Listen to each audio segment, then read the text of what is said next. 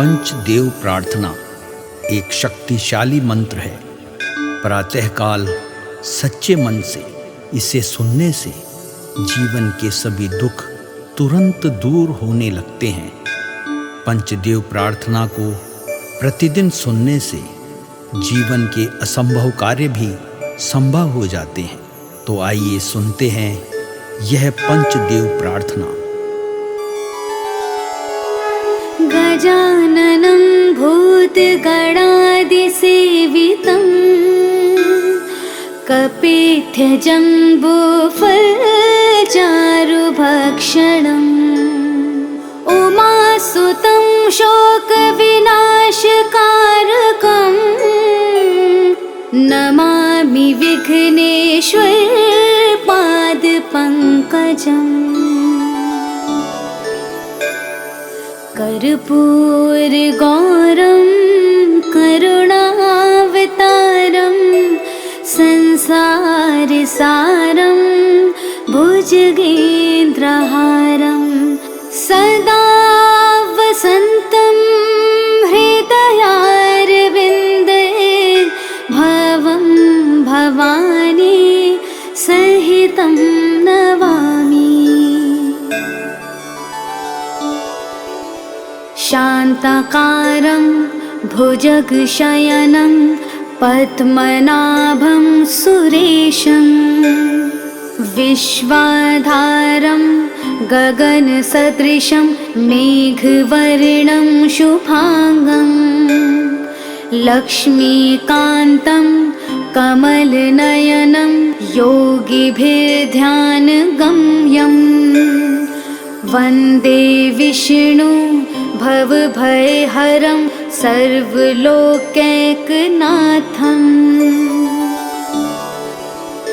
नीलाम्बुजश्यामलकोमलाङ्गं सीतासमारोपितवामभागं पाणो महासायकचारुचापं नमामि रामं रघुवंशनाथम्। मनोजवं मारुततुल्यवेगं जितेन्द्रियं बुद्धिमतां वरिष्ठं वातात्मजं वानुरयोधमुख्यं श्रीरामदूतं शरणं प्रपद्ये। करारविन्देन पादारविन्दं मुखारविन्दे विनिवेशयन्तं वटस्य पत्रस्य पुटेश्यानं बालं मुकुन्दं मनसा स्मरामि। या देवी सर्वभूतेषु शक्तिरूपेण संस्थिता नमस्तस्यै नमस्तस्यै नमस्तस्यै नमो नमः। नीलाञ्जनासमाभासं रविपुत्रं यमाग्रजं छायामार्तण्डसम्भुतं तं नमामि शनैश्चरम्। गजाननं भूतगणादिसेवितं कपित्थजम्बूफलचारुभक्षणम् उमासुतं शोकविनाशकारकं नमामि विघ्नेश्वरपादपङ्कजम्। कर्पूरगौरं करुणावतारं संसारसारं भुजगेन्द्रहारं सदा वसन्तं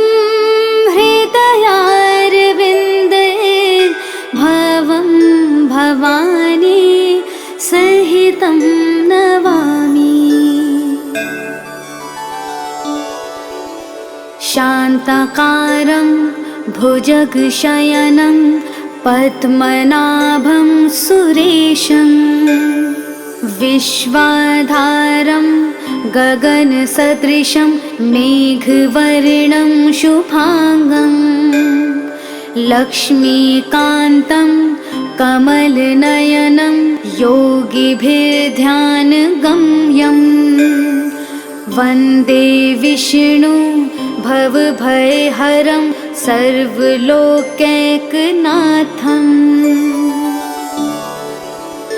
नीलाम्बुजश्यामलकोमलाङ्गं सीतासमारोपितवामभागं पाणो महासायकचारुचापं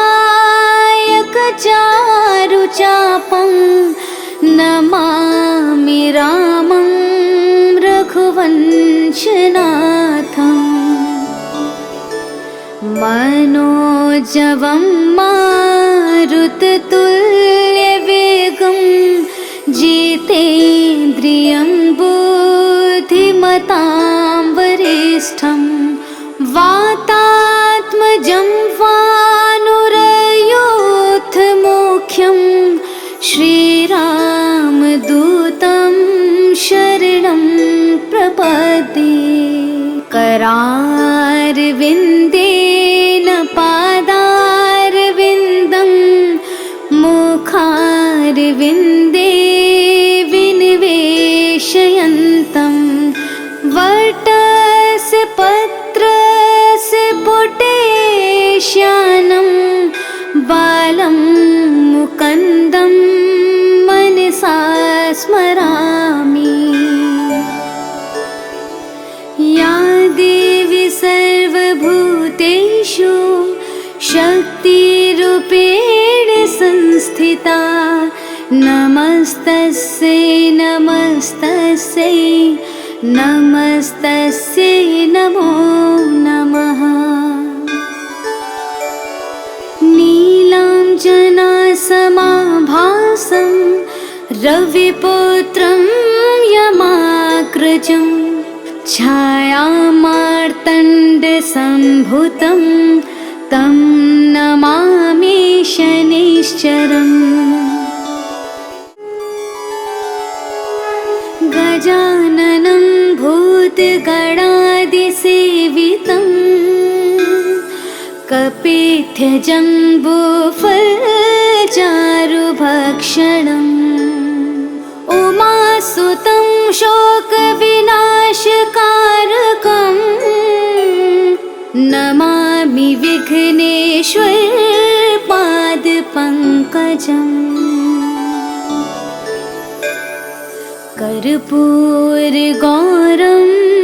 करुणावतारं संसारसारं भुजगेन्द्रहारं सदा वसन्तं हृदयारविन्दे भवं भवानी सहितं नमामि। शान्ताकारं भुजगशयनं पद्मनाभं सुरेशं विश्वाधारं गगनसदृशं मेघवर्णं शुभांगं लक्ष्मीकान्तं कमलनयनं योगिभिर्ध्यानगम्यं वन्दे विष्णु भवभयहरं सर्वलोकैकनाथम् नीलाम्बुजश्यामलकोमलाङ्गं सीतासमारोपितवामभागं पाणो महासायकचारुचापं नमामि रामं रघुवंशनाथम् मनोजवं मारुततुल्यवेगं जितेन्द्रियं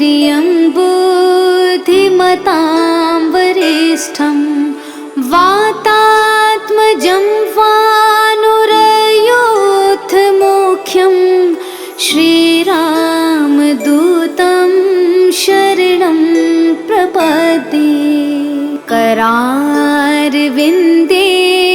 पादारविन्दं मुखारविन्दे विनिवेशयन्तं वटस्य पत्रस्य पुटेश्यानं बालं मुकुन्दं मनसा स्मरामि। या देवी सर्वभूतेषु शक्तिरूपेण संस्थिता नमस्तस्यै नमस्तस्यै नमस्तस्यै नमो नमः।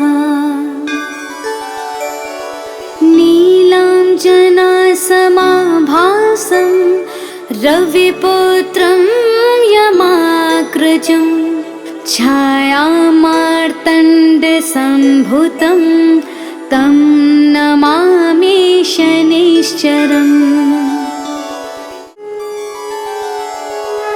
गजाननं भूतगणादिसेवितं कपित्थजम्बूफलचारुभक्षणम् उमासुतं शोकविनाशकारकं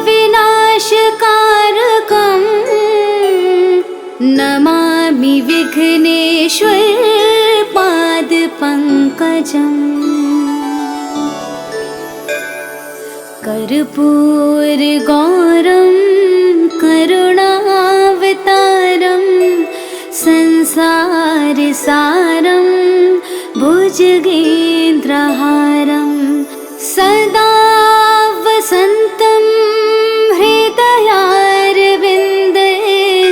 भवं भवानी सहितं नमामि। शान्ताकारं भुजगशयनं पद्मनाभं सुरेशं विश्वाधारं गगनसदृशं मेघवर्णं शुभांगं लक्ष्मीकान्तं कमलनयनं योगिभिर्ध्यानगम्यं वन्दे विष्णु भवभयहरं सर्वलोकैकनाथम्।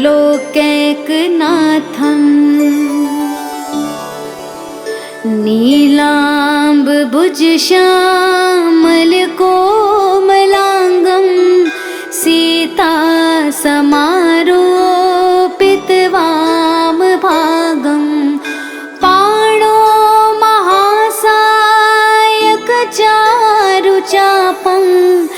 नमामि रामं रघुवंशनाथम्।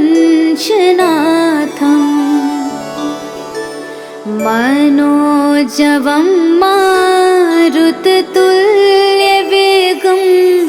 जितेन्द्रियं बुद्धिमतां वरिष्ठं वातात्मजं वानुरयूथमुख्यं श्रीरामदूतं शरणं प्रपद्ये करारविन्देन पादारविन्दं मुखारविन्दे विनिवेशयन्तं वटस्य पत्रस्य पुटेश्यानं बालं मुकुन्दं मनसा स्मरामि। या देवी सर्वभूतेषु शक्तिरूपेण संस्थिता नमस्तस्यै नमस्तस्यै नमस्तस्यै नमो नमः। नीलाञ्जनासमाभासं रविपुत्रं यमाग्रजं छायामार्तण्डसम्भूतं तं नमामि शनैश्चरम्। गजाननं भूतगणादिसेवितम् कपित्यजम्बूफलचारुभक्षणम् उमासुतं शोकविनाशकारकम् नमामि विघ्नेश्वर पादपङ्कजम् कर्पूरगौरं करुणावतारं संसारसारं भुजगेन्द्रहारं सदा वसन्तं हृदयारविन्दे भवं भवानी सहितं नमामि।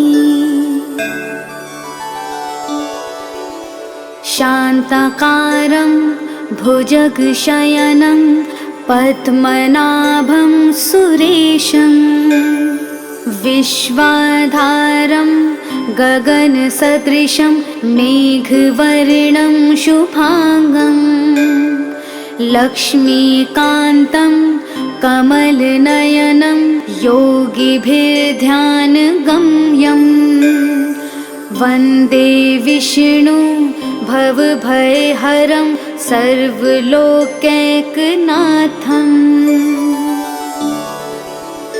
नीलाम्बुजश्यामलकोमलाङ्गं सीतासमारोपितवामभागं पाणो महासायकचारुचापं नमामि रामं रघुवंशनाथम् मनोजवं मारुततुल्यवेगं जितेन्द्रियं बुद्धिमतां वरिष्ठं वातात्मजं वानुरयूथमुख्यं श्रीरामदूतं शरणं प्रपद्ये। करारविन्देन पादारविन्दं मुखारविन्दे विनिवेशयन्तं वटस्य पत्रस्य पुटेश्यानं बालं मुकुन्दं मनसा स्मरामि। या देवी सर्वभूतेषु शक्तिरूपेण संस्थिता नमस्तस्यै नमस्तस्यै नमस्तस्यै नमो नमः।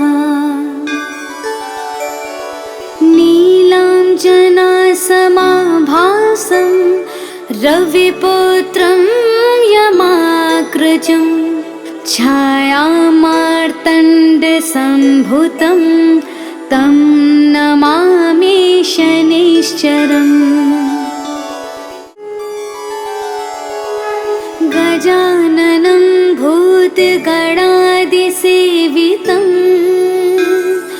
कपित्यजम्बूफलचारुभक्षणम् उमासुतं शोकविनाशकारकम् नमामि विघ्नेश्वर पादपङ्कजम्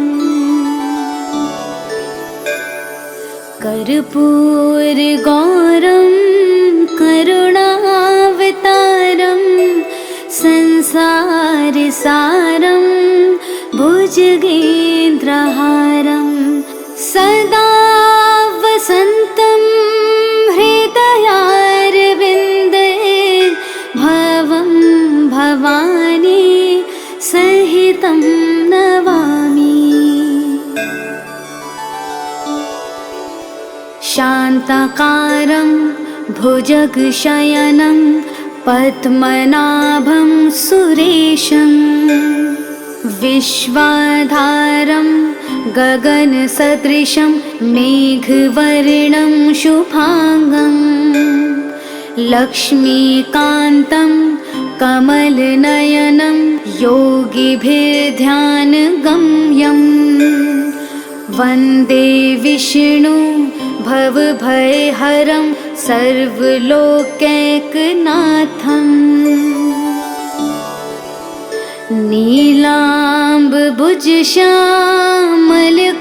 नीलाम्बुजश्यामलकोमलाङ्गं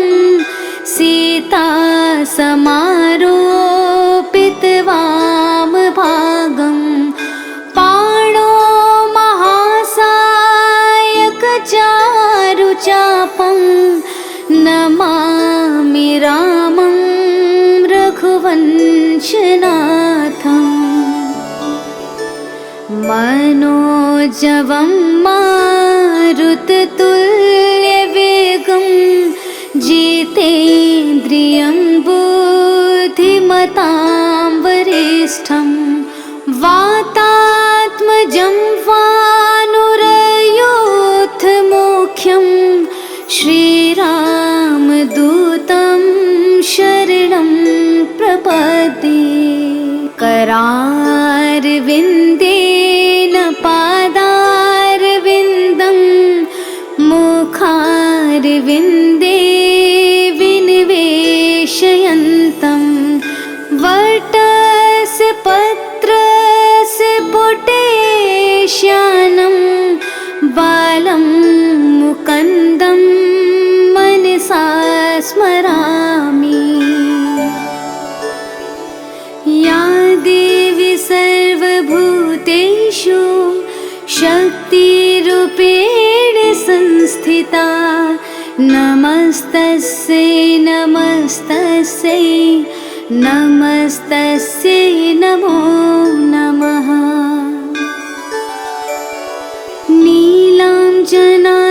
नीलाञ्जनासमाभासं रविपुत्रं यमाग्रजं छायामार्तण्डसम्भुतं तं नमामि शनैश्चरम्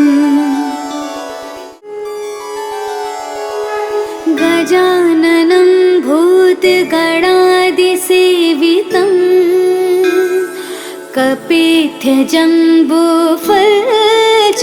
कपिध्यजम्बूफलचारुभक्षणम् उमासुतं शोकविनाशकारकं नमामि विघ्नेश्वरपादपङ्कजम् कर्पूरगौरं करुणावतारं संसारसारं भुजगेन्द्रहारं सदा वसन्तं हृदयारविन्दे भवं भवानी सहितं नमामि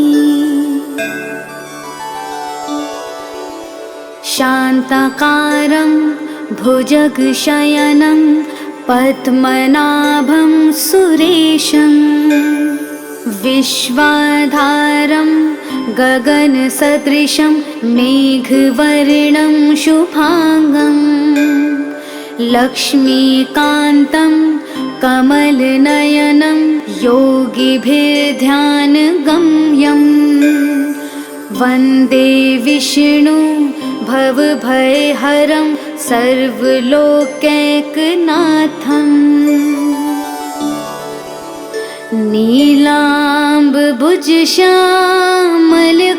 नीलाम्बुजश्यामलकोमलाङ्गं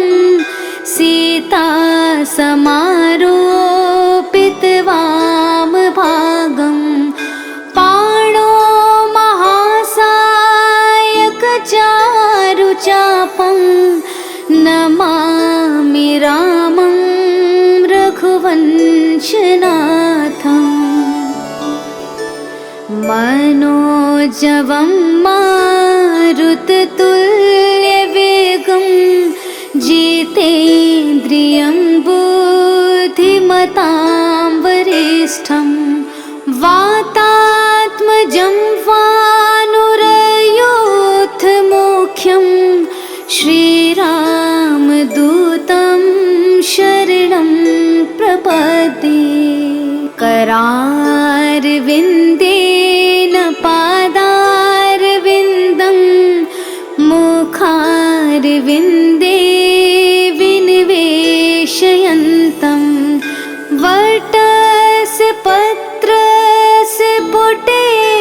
श्यानं बालं मुकुन्दं मनसा स्मरामि। या देवी सर्वभूतेषु शक्तिरूपेण संस्थिता नमस्तस्यै नमस्तस्यै नमस्तस्यै नमो नमः। नीलाञ्जनासमाभासं रविपुत्रं यमाग्रजं छायामार्तण्डसम्भुतं तं नमामि शनैश्चरम्।